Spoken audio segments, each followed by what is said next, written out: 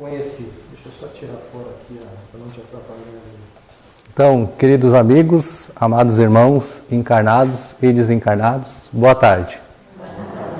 É muito bom estar aqui mais uma vez, é o segundo sábado que eu venho nesta casa. Agradeço o convite da irmã Marinês e agradeço sempre a acolhida fraterna que recebo, tanto dos trabalhadores encarnados quanto dos desencarnados. Espero poder retribuir em forma de reflexões que possam ajudar a todos nos trabalhos que se processam depois, nas lutas diárias de cada um. Eu vou tentar ficar quietinho aqui, né? Senão eu fico caminhando para lá e para cá e vocês vão ficar igual aqueles cachorrinhos que a gente coloca no painel do carro, fica balançando a cabeça assim, né? Então eu vou tentar ficar por aqui, enraizado aqui. Eu não me considero um palestrante, eu me considero um expositor, porque eu só venho expor as ideias que nem são minhas, né? São dos espíritos superiores ou do Evangelho de Jesus. E as reflexões que surgem, sejam dos meus estudos particulares ou dos estudos que a gente faz lá em Faxinal, na Casa Espírita Luz Divina. E hoje a gente vai falar sobre o tema a importância da autotransformação diante de novos ciclos. Porque se a gente parar para analisar a nossa vida aqui na matéria, ela se compõe de ciclos. E a gente tem aqueles ciclos que são comuns a cada um de nós, por exemplo, a infância, a adolescência, a vida adulta, a terceira idade. Mas nós também temos ciclos que variam ao infinito. Por exemplo, quando a gente começa um novo relacionamento, ali começa um novo ciclo. Quando nós nos tornamos pais, ali também começa um novo ciclo. Quando começamos um novo estudo ou um novo trabalho em algum local, ali também começa um novo ciclo. Porém, existem dois ciclos que mais se destacam para nós aqui na matéria, que é o ciclo de um novo ano e o ciclo do nosso aniversário. Por que esses ciclos se destacam mais para nós?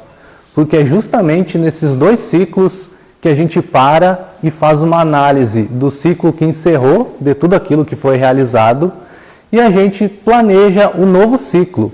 E é muito comum a gente ouvir, e nós mesmos, né, falarmos assim, que esse ciclo traga coisas boas, que tenha bons frutos, e a gente deseja um monte de coisa boa para esse novo ciclo. E aí eu pergunto para vocês, será que o simples fato da gente desejar que um novo ciclo seja bom, muda alguma coisa? Será que a gente ficar só desejando, muda? Outra pergunta então, analisando, né, o contexto geral do mundo, como ele está, será que a cada novo ciclo, a cada novo ano, ele vem melhorando ou vem piorando? O que vocês acham? Analisando o mundo, assim, um panorama geral. Será que ele está melhorando ou está piorando, pelo que a gente vê por aí? Eu trouxe alguns dados que talvez vai chocar vocês, assim como me chocou. Esses dados estão na internet e vocês podem pesquisar depois se quiserem, tá? Em questão de nível mundial, morte por violência declinou de 15% para 1% nos últimos 200 anos. Então, morte por violência vem diminuindo ano a cada ano nos últimos 200 anos. E os dados diziam o seguinte, no ano passado morreu em média 70 milhões de pessoas de todas as formas de morte possível. E desses, apenas 1% morreu por morte por violência. Seja por motivos de guerra, que ceifou mais ou menos a vida de 198 mil pessoas, por motivos de violência urbana, né, que aí é assalto seguido de morte, feminicídio, brigas que acabam em morte. Então, todo tipo de violência urbana, em média, 500 mil pessoas. E ataques terroristas, em média, 2 mil pessoas. O que dá em torno de 700 mil pessoas mortas de forma violenta no ano passado, né? Então, apesar da crescente muito grande na população mundial, em 2024 a gente acabou de ultrapassar os 8 bilhões de pessoas no planeta.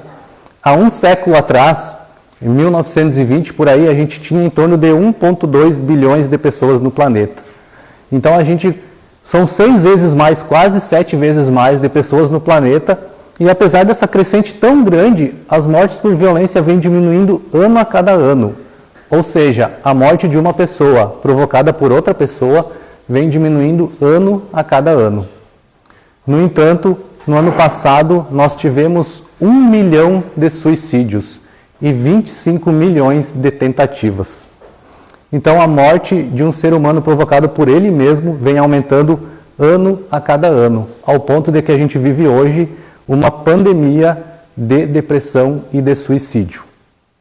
Então, se a gente analisa esses dados, que no ano passado morreu em média 700 mil pessoas de morte por violência, e por outro lado morreu 1 milhão de pessoas de morte por suicídio, a gente percebe que hoje é mais fácil um de nós, ou alguém que a gente ama, morrer em casa, no quarto, do que morrer numa rua de um local em guerra. Quando a gente analisa desse jeito, o dado é bem chocante, né? Então a gente percebe que a morte de um ser humano provocada por outro ser humano vem diminuindo, enquanto a morte de um ser humano causada por ele mesmo vem aumentando ano a cada ano. Analisando esse dado, a gente percebe que fazer um novo ciclo na nossa vida bom depende muito mais de nós do que de fatores externos, já que a gente vem melhorando em todos os fatores externos, não só na questão da diminuição da violência. Nós nunca tivemos tantos estudos na área da psicologia, nós temos um avanço na área da tecnologia muito grande nas últimas décadas. A gente viu a área da medicina avançar tanto que esse ano a gente viu paraplégico andar, pessoas que nunca enxergaram estão começando a enxergar, pessoas que nunca ouviram estão voltando a ouvir. Então a gente tem um avanço em todas as áreas, tudo à nossa volta avança de maneira muito rápida, mas interiormente nós estamos cada vez declinando mais.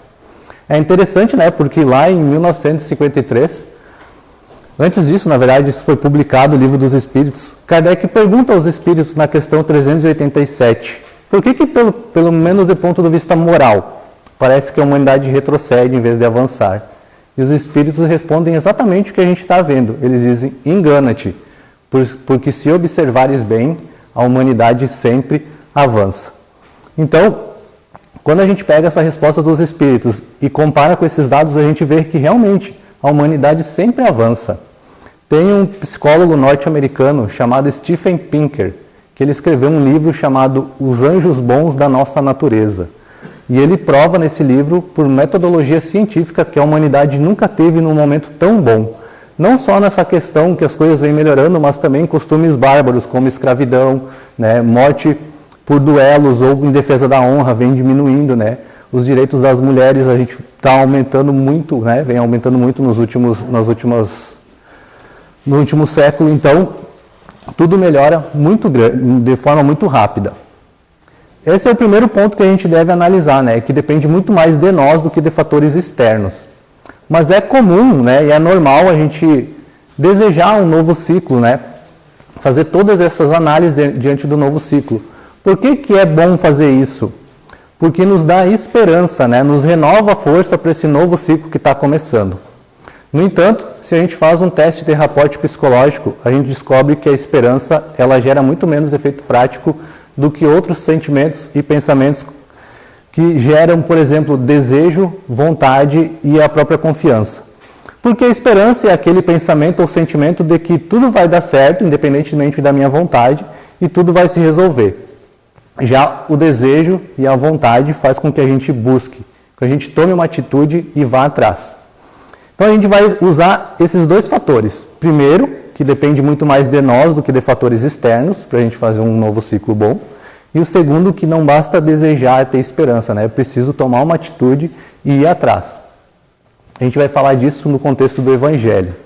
E eu gosto sempre de lembrar que o Evangelho ele é uma experiência pessoal de cada um de nós. Porque a gente tem necessidades diferentes diante do Evangelho. Se a gente analisar as pessoas, a gente vai ver personalidades completamente diferentes. Um é mais paciente, o outro é mais colérico, um é mais desapegado da matéria, o outro já é mais materialista.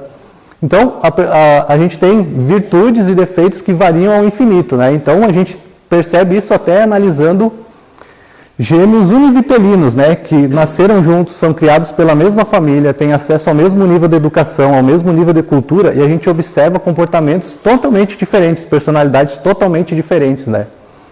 Então, cada um de nós tem necessidades diferentes também.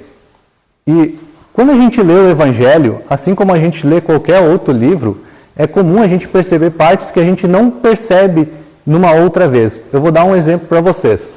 Se vocês, assim como eu, têm a mania de grifar livros, Se vocês lerem um livro hoje e daqui a um ano vocês voltarem a ler o mesmo livro, vocês vão notar duas coisas. A primeira é que vocês vão estar lendo e vocês vão dizer assim, poxa, por que eu grifei isso?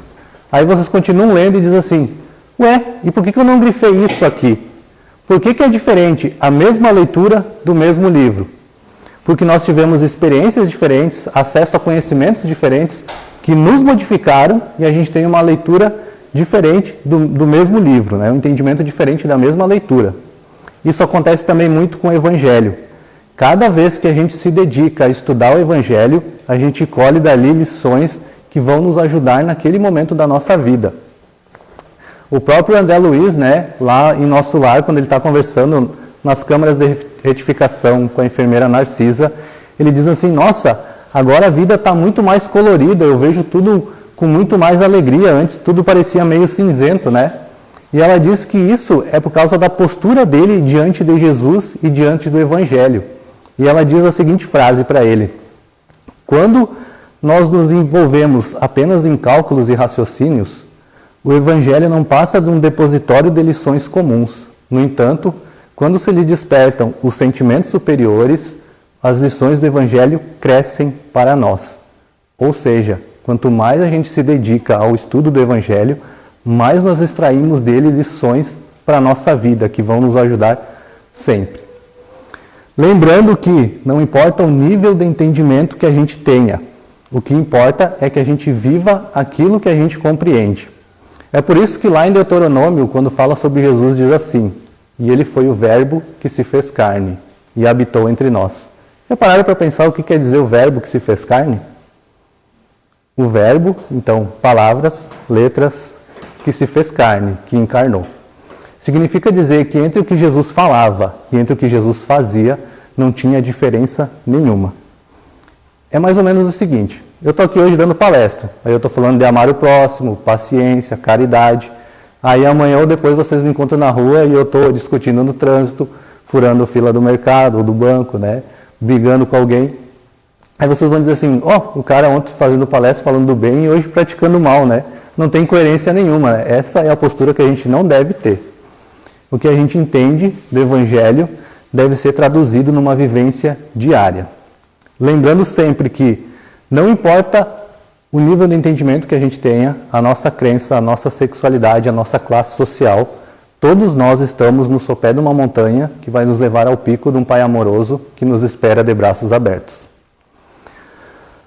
Mas agora, levando aquelas duas características para o contexto do Evangelho, a gente precisa primeiro contextualizar historicamente no Evangelho. Porque assim, Roma invadiu a Judéia e eles tinham um sistema de dominação muito bom, que era o seguinte, eles mantinham a elite no poder enquanto eles escravizavam o povo.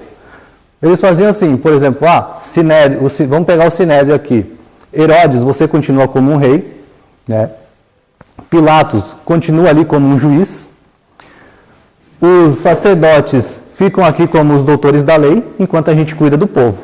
Então eles impediam que aqueles que tinham recursos de fazer com que o povo se revoltasse, não fizessem isso. Então o povo ficava de mãos amarradas.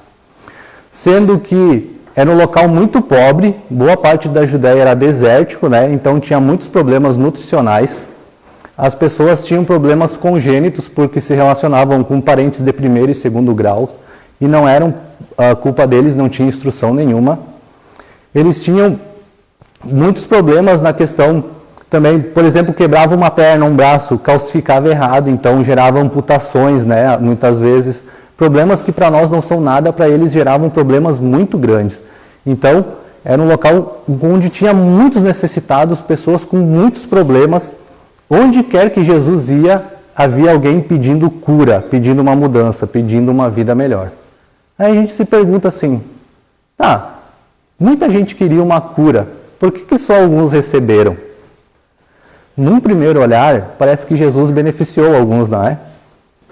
Mas quando a gente olha com mais atenção e compreende o movimento dos curados, a gente entende que essa cura é um movimento de mão dupla. Eu vou dar um exemplo para vocês. A mulher do fluxo de sangue. Todo mundo já ouviu a história, né? Vinha Jesus no meio de uma multidão, caminhando, várias pessoas esbarrando, tocando nele.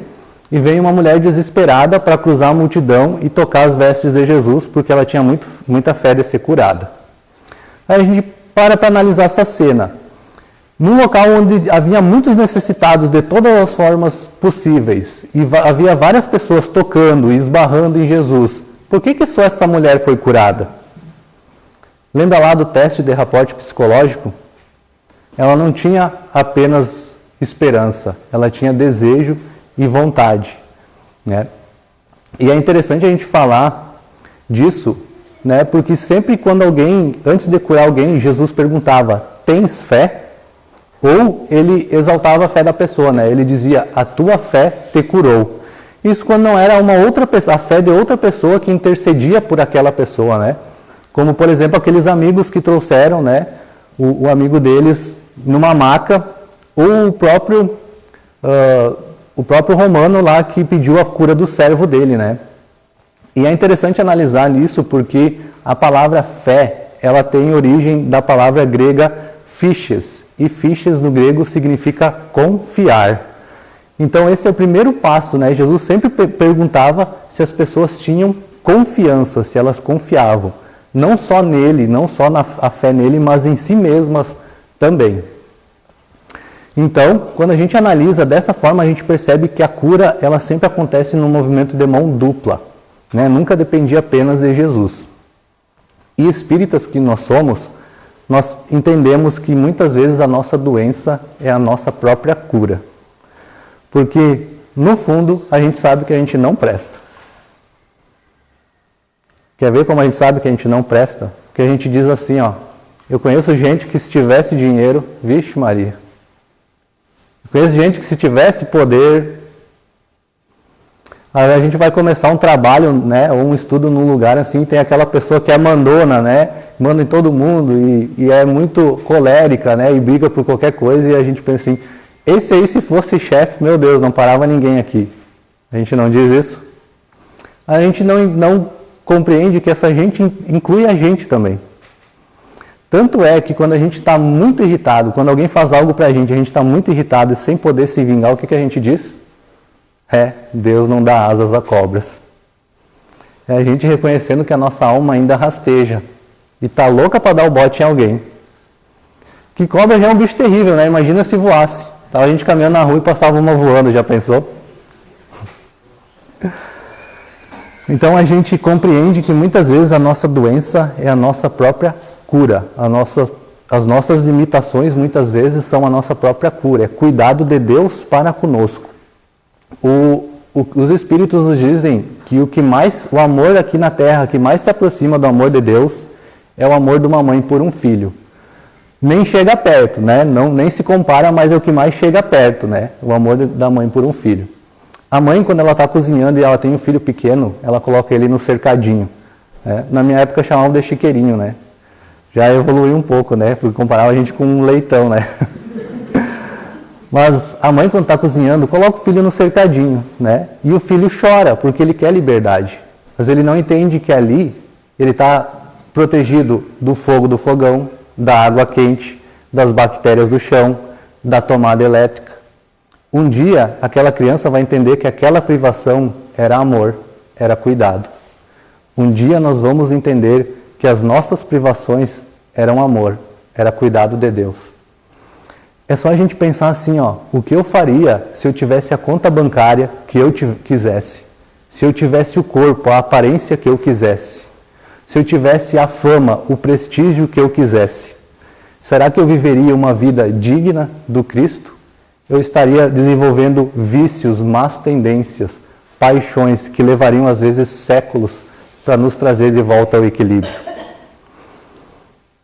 É por isso que Paulo diz assim, ó, em tudo dai graças, porque essa é a vontade de Cristo Jesus para convosco.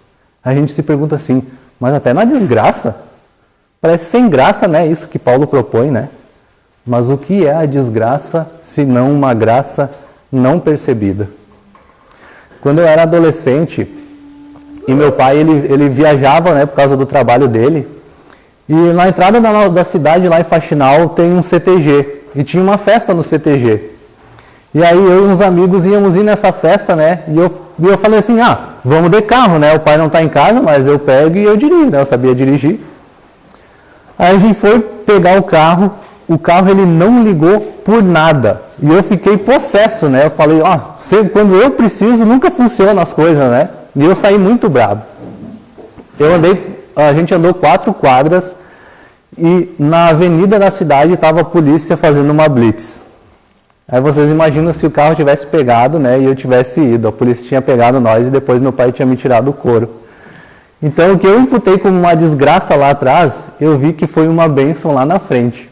Isso acontece muito, às vezes, de um carro atrasar a gente no trânsito, né? Uma chave sumir, ou um documento a gente não acha quando precisa, né? Então, muitas vezes o que a gente imputa como uma desgraça, na verdade é uma graça não percebida. Só lá na frente a gente vai entender. Agora, vamos colocar o que a gente falou no contexto do Evangelho, né? Até aqui foi, assim, vamos dizer, a introdução, né? Agora a gente vai entrar no principal. Mas não se preocupe que hoje, como é um sábado especial, a gente pode ir até às 6 horas da tarde, mais ou menos, tá? Mas a gente vai falar aqui hoje de um personagem do Evangelho chamado Bartimeu. Bartimeu, ele também é chamado de cego de Jericó, e ele aparece no Evangelho de Marcos, no Evangelho de Mateus, e também é citado no Evangelho de Lucas. Mas lá no Evangelho de Marcos é o que está mais completinho o relato lá. Bartimeu, ele era cego e mendigo. E na verdade ele não tinha nem nome, porque Bartimeu significa filho de Timeu. Bart é um prefixo que significa filho de. Tá? Em algumas culturas isso ainda se perpetua até hoje. É muito comum a gente ouvir, por exemplo, no russo, algum nome, alguma coisa Iovich, né? Porque no russo, enquanto tu não casa, tu ainda é filho de. Então, por exemplo, meu pai se chama Roque, eu seria Roque Iovich. Somente quando eu casasse eu seria o Roger. Então a gente percebe que isso se perpetua até hoje, né? Então, Bart é filho, né? Timeu. Bart Timeu, filho de Timeu. Então ele não tinha nome.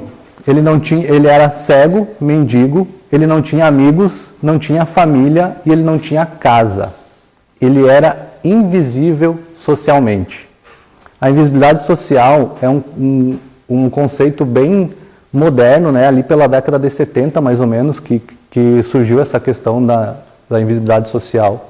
Existe um psicólogo, né? Um professor da USP, que ele fez um pós-doc nessa área, e ele pediu um afastamento do curso de psicologia para fazer o doutorado, o pós-doc dele. E por 3 meses ele se vestiu de gari e ele faxinou, varreu os corredores e o campo da USP, da Universidade de São Paulo. Nos 3 meses que ele varreu, os alunos dele, outros professores, colegas deles, cruzavam por ele e não reconheciam ele.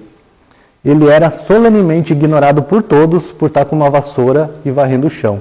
Ele comprovou a teoria da invisibilidade social. As pessoas que são chamadas de invisíveis socialmente são todas essas que a gente sabe que existe, como, por exemplo, os garis, as pessoas que faxinam algum local, mas ninguém sabe quem elas são, se elas têm família, o nome delas. Essas são as pessoas que são invisíveis socialmente. Bartimeu, ele era muito pior do que isso. Ele não tinha praticamente nada. Na verdade, ele tinha uma coisa, que era uma capa. Porque o Império Romano era muito bem organizado e não era qualquer necessitado que podia pedir esmolas. Era preciso fazer um cadastro. E esse cadastro era com uma capa que estava escrito assim: este homem é um miserável, vive de pedir esmolas.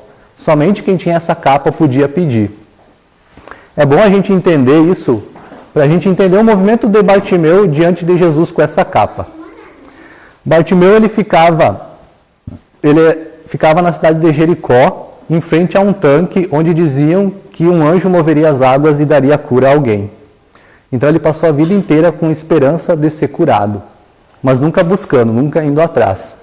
Mas um dia ele ouve dizer que Jesus vai passar lá, está passando por Jericó. Aí vocês imaginam que Jesus, por exemplo, vai passar aqui por Camobi, né? Vai passar aqui na rua. Todo mundo vai se reunir na rua para ver Jesus passar, né? E, obviamente, nem todo mundo vai conseguir ficar próximo, né? Imagina um cego. Então, ele ficou um pouquinho mais afastado e se abaixou. E, como um deficiente visual, ele aumentou a capacidade auditiva dele e ele foi ouvindo a multidão e percebeu quando Jesus estava próximo. quando Jesus estava próximo, ele soltou um grito: Jesus, filho de Davi, tende piedade de mim. Nesse momento, tem lá no Evangelho, está assim, cala-te. Alguém disse para ele, cala-te. Mas assim, conhecendo o povo, as pessoas como elas são, eu acho que não foi tão gentil assim. Deve ter sido mais ou menos um cala a boca, cego nojento. Eu acho que foi mais ou menos assim. Esse cala-te são todas aquelas vozes externas e internas que a gente ouve quando a gente decide ir em busca de algo. Pode ser algo que nossos pais nos disseram no passado, ou algum professor, né? Pode ser algo que algum colega fala para nós, a gente, eu vou fazer tal coisa, eu vou largar esse emprego e vou tentar tal coisa, e eles falam, isso aí é para poucos, isso aí não é para ti.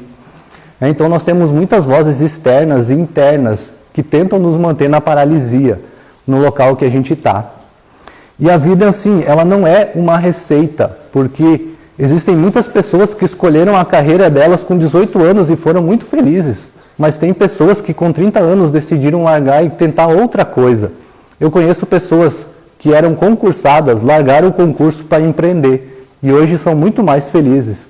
E o contrário também, pessoas que empreendiam e resolveram largar e estudar uma outra área e hoje estão muito felizes. E tem pessoas que, por exemplo, depois de aposentadas, elas vão atrás do curso que elas achavam que era o curso da vida delas também. Então nunca é tarde para a gente começar, né, e mudar aquilo que a gente está fazendo. Então a gente percebe que não existe uma receita, né? Não, o que agrada a um pode não agradar o outro. E até o que nos agrada hoje pode não nos agradar amanhã. No começo desse ano, eu fui fazer uma viagem, eu e a minha mãe, para Gravataí, né?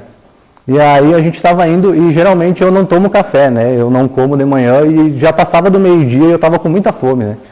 A gente estava indo assim, e eu vi uma placa na beira da estrada dizendo assim, Casa do Pastel a 20 minutos.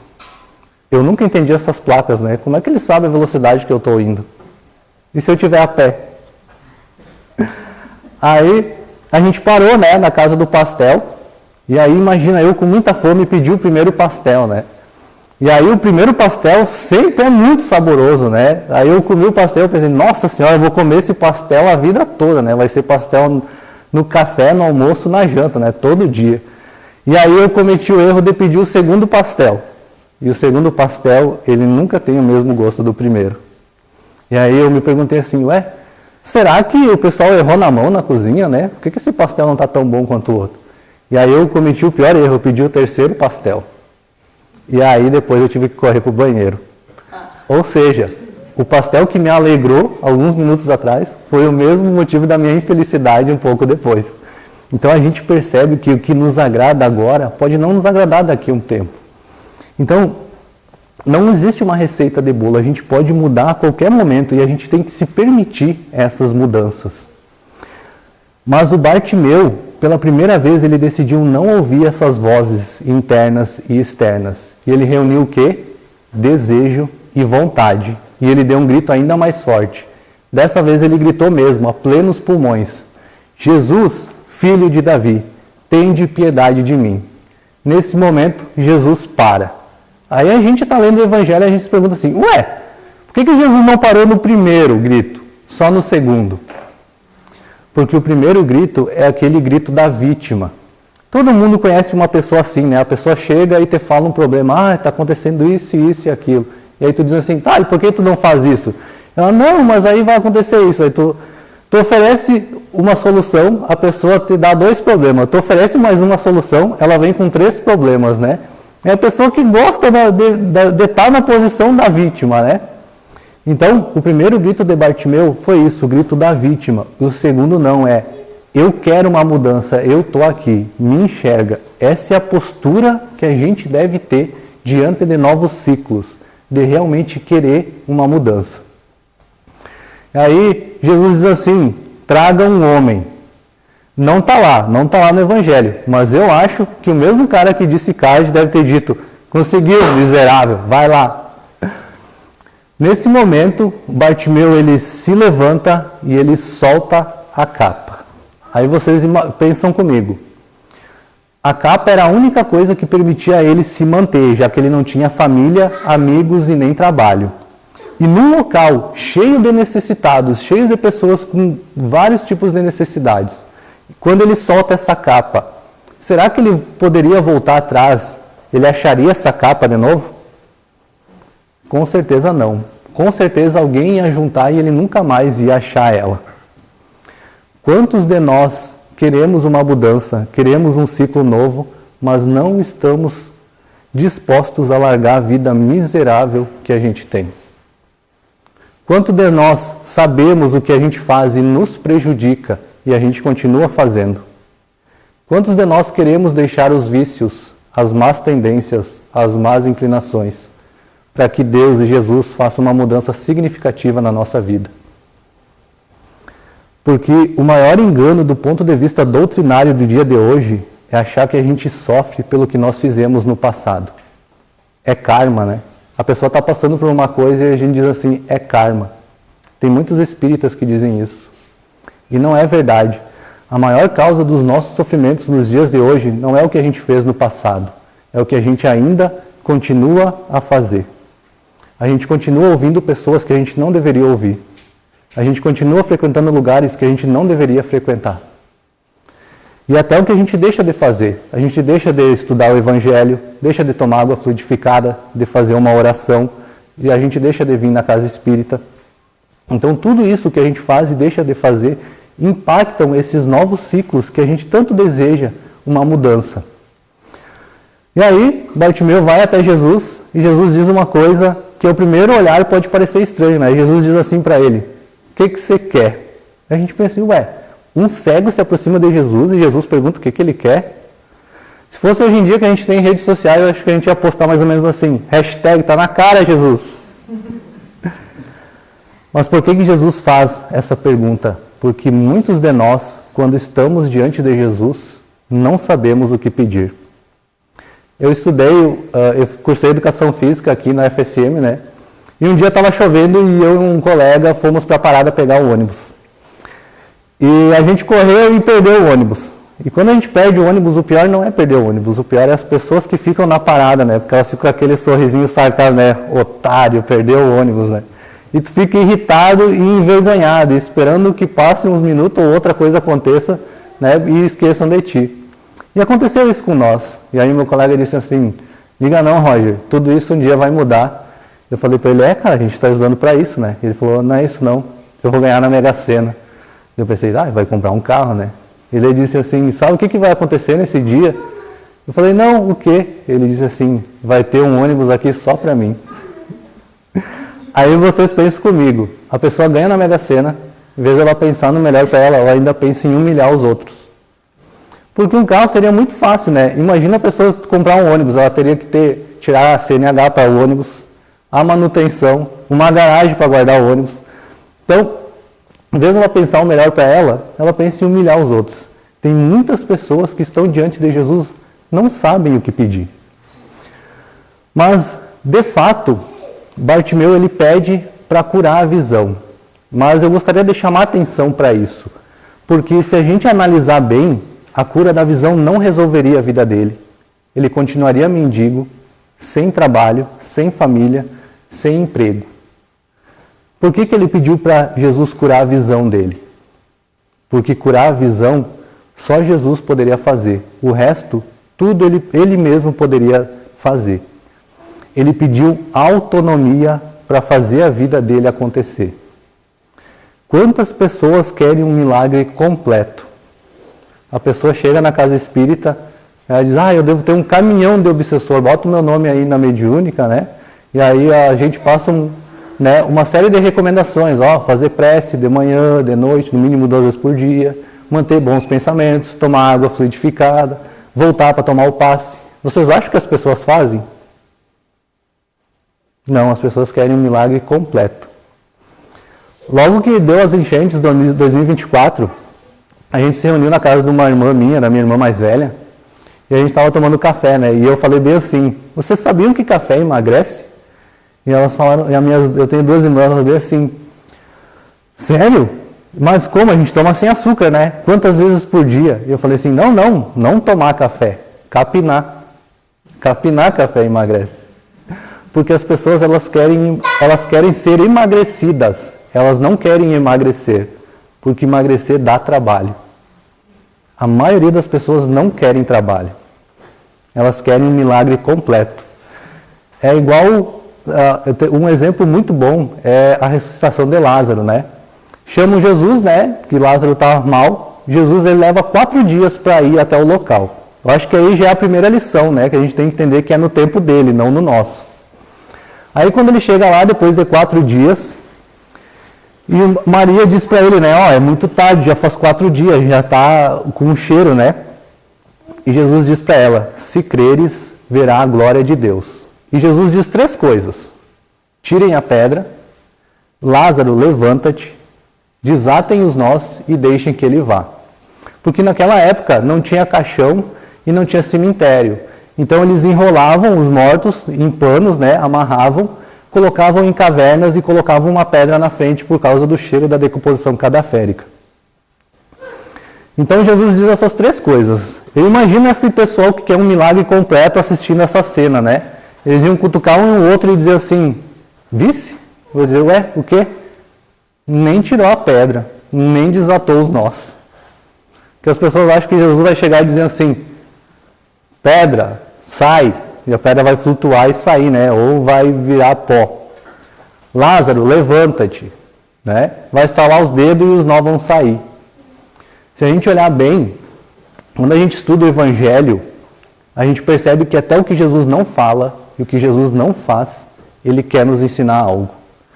Porque qualquer um ali podia tirar a pedra e podia desatar os nós. Levantar Lázaro, só Jesus. Essa é outra postura que a gente deve ter diante dos novos ciclos. Fazer a nossa parte e aquilo que a gente não puder fazer, aí sim confiar em Jesus para fazer. Por isso que no Evangelho está, busque e achará, pedi e obtereis. Né?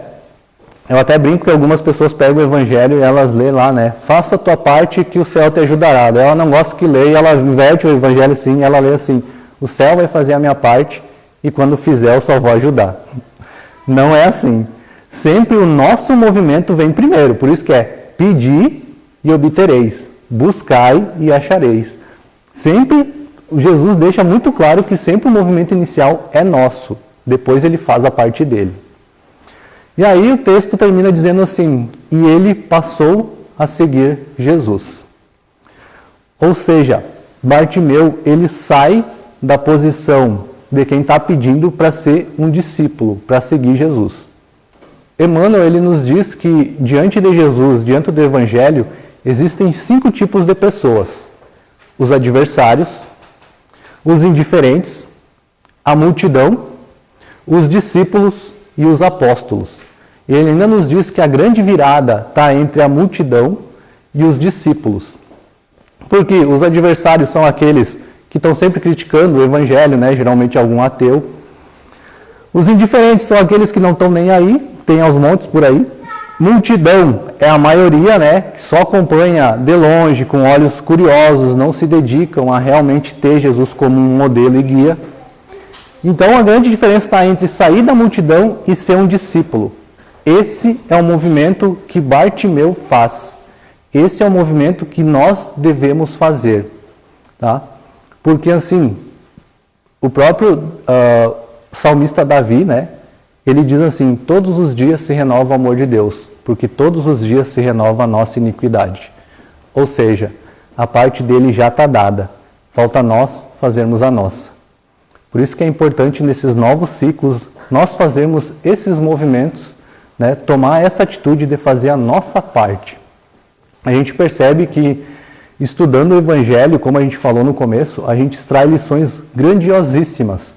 Porque se vocês pegarem lá no Evangelho de Marcos, essa passagem de Bartimeu, vocês vão ver que é uma coisinha assim, desse tamanho assim. São 3 versículos, se eu não me engano, que fala dessa passagem de Bartimeu com Jesus.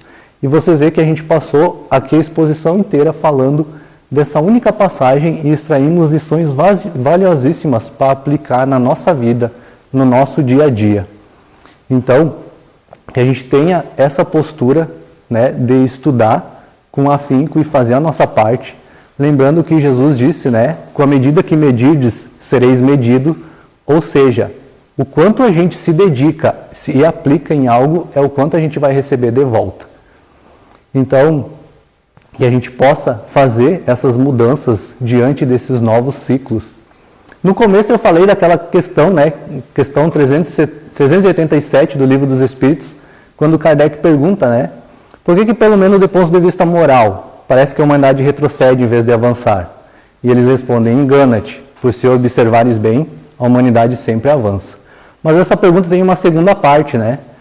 Eles dizem mas, vírgula, e eu sempre digo, né, e repito, sempre que os espíritos dizem mais e vem uma vírgula, se prepara que lá vem uma lapada. Então eles dizem assim, engana-te, pois se observares bem, a humanidade sempre avança. Mas, às vezes, é preciso que o mal chegue ao máximo, para que o homem sinta a necessidade das reformas e das mudanças. Então tem vezes na nossa vida que o final de um ciclo vai ser doloroso. Tá? Pode ser o fim de um relacionamento, pode ser o fim de uma jornada num emprego, num estudo. Varia ao infinito, mas pode ser muito doloroso. Mas não pensem que é o fim, tá? Porque sempre quando a gente fala no fim dos tempos, né, no Evangelho sempre fala em fim dos tempos, nunca fala o fim do mundo, né? E quando termina um tempo, o que acontece? Termina uma hora, o que acontece? Começa outra. Quando termina um dia, começa outro. Quando termina um ano, outro começa. Então, o fim dos tempos é isso, é o fim de um ciclo. E a gente está vivendo um fim de um grande ciclo, né? Nós estamos num momento importante de transição planetária. E esses pequenos ciclos que a gente falou hoje aqui, que damos vários exemplos, esses pequenos ciclos também fazem parte, e alguns são mais dolorosos. Eu posso dar para vocês o meu exemplo. Eu estava um dia trabalhando, cheguei em casa, fui tomar banho e eu percebi que uma perna minha estava maior que a outra, né? E ela foi inchando e eu fui procurar, fui no médico, né? Por 4 anos eu fiz todo tipo de exame que vocês imaginavam, procurei todo tipo de profissional, né? Fiz exames que eu não sabia nem o que era, nunca tinha ouvido falar e ninguém achava nada. Eu tive que parar de trabalhar, eu não conseguia nem calçar um calçado, né? Aí eu parei de trabalhar, o INSS não me pagava, eu fiquei endividado com o banco, né? Aí terminei um relacionamento de 7 anos. Chegou um ponto que eu olhava para a minha vida e não tinha nada que eu pudesse dizer assim, essa área tá boa. E foi nesse ponto que eu cheguei na doutrina espírita, né? E eu descobri depois que era um problema espiritual, né? A minha perna foi tratada no centro espírita e nunca mais deu problema nenhum. E tudo melhorou, né? E um tempo atrás eu perguntei para o meu mentor, o Orlando, né? O meu mentor se chama Orlando, eu tenho contato com ele. Ele sempre me acompanha, então ele está aqui também. E eu perguntei para ele assim, por que eu tive que passar por tudo aquilo? E ele me disse assim, tu já parou para pensar, se tu não tivesse passado por aquilo, onde tu estaria ou quem tu seria hoje? E eu parei para pensar, todas as pessoas que eu conheci depois daquilo, tudo que eu aprendi, tudo que a doutrina espírita me proporcionou, e eu falei para ele, então eu acho que eu tenho que agradecer por tudo aquilo que eu passei. Então, quando você estiver passando por um ciclo difícil, lembrem disso. É só o final de um ciclo. Tá? Outro melhor vai começar. Eu, assim como eu disse, eu não me considero um palestrante, né? Me considero um expositor. E eu sempre agradeço. E como vocês veem, eu nem trago material, né? Eu costumo dizer que eu sou como um rádio, né? Eu sintonizo a frequência e transmito as mensagens. Então, se alguém aqui se sentiu em algum momento tocado por alguma frase ou pela palestra toda, saiba que não sou eu, é o próprio Jesus que olha para vocês e diz, eu estou aqui, eu sei pelo que tu tem passado.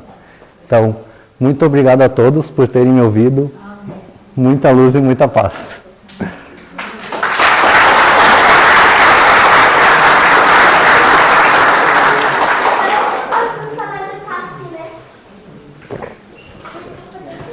Muito obrigada, Rosa, por ter vindo, aceitado o convite. Obrigada pelos ensinamentos que nos trouxe, que possamos colocá-los em prática, né? Que Deus ilumine a todos. Convido então vocês agora para fazermos a oração, fechar seus olhos físicos, agradecer a Deus, a Jesus, a Mãe Santíssima, por todas as bênçãos, todos os cuidados colocados em cada um de nós. que possamos ter recebido com muito amor, com muito carinho, esse cuidado da espiritualidade, que possamos levar toda essa energia, todo esse cuidado também para aquelas pessoas que cruzarem no nosso caminho, que essas energias possam seguir nas ruas de nossa cidade, entrando nos lares, nos hospitais, nos asilos, nas creches, em todos os locais que estejam também necessitando desse aconchego, desse amor, que eles possam sentir nesse momento esse alívio que cada um de nós aqui sente neste momento. Que possamos ser também uma luz para cada um que está ao nosso lado. Agradecemos mais uma vez a Mãe Santíssima e que possamos seguir aos nossos lares bem melhores do que quando aqui chegamos. Que assim seja. Que assim seja. Quem quiser fazer o passe, é só esperar aqui à direita em cima. Podem ficar